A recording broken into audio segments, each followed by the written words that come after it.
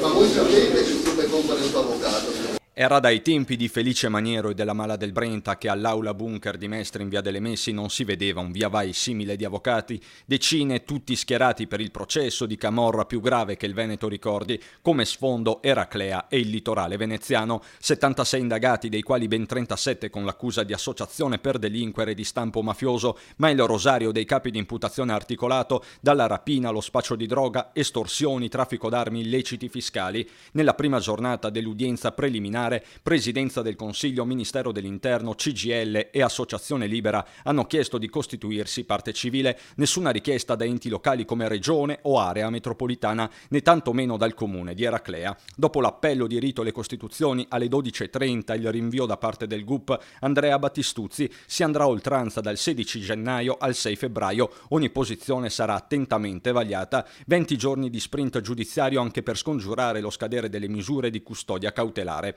Un sistema, quello di Eraclea, che secondo l'accusa ruotava attorno a quello che è stato definito il boss dei boss del litorale, Luciano Donadio. 50 le contestazioni a suo carico. Donadio si trova alla sbarra con i 2 figli. Abbiamo già fatto una scelta in linea di massima di andare al dibattimento, che è l'unica sede deputata dove verificare la consistenza e la sussistenza delle varie accuse particolarmente gravi, quindi quella è la sede deputata per fare le verifiche, cosa che quindi difficilmente si può fare in rito abbreviato, dove si va a discutere solo sul materiale che è stato acquisito dal pubblico ministero. Ha giocato d'anticipo la difesa dell'ex sindaco di Eraclea Mirko Mestre alla sbarra per voto di scambio. Per lui la richiesta è di giudizio immediato, mentre in aula bunker la contabilità è in evoluzione. Sarebbero 2 al momento le richieste di patteggiamento, 17 di rito abbreviato. Di certo si preannuncia un dibattimento da record con una 50ina di imputati, molti da Eraclea e dintorni, tanti dal Casertano, e non mancano persone originarie e residenti tra Padovano e Trevigiano. Più della metà, viste le nuove normative, saranno in videoconferenza dai rispettivi carceri,